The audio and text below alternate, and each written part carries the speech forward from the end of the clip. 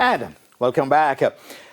Let's get back on track with the news that no finals were contested on Thursday's first day of the InSports Eastern Primary Athletics Championships at the Stadium East complex. The defending champions licensed primary from St. Thomas have asserted their position by qualifying athletes in most of their events.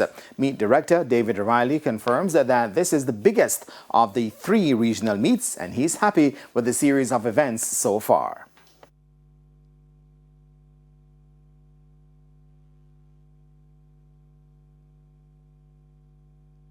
We have our hands full today with a lot of kids demonstrating their skill and really showing what they've been prepared to do.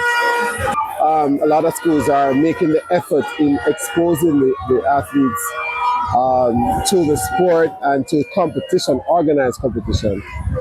That is very encouraging, and we need to continue in that area. Meanwhile, it was a punishing day for the athletes as heavy winds gave them extra work on the track.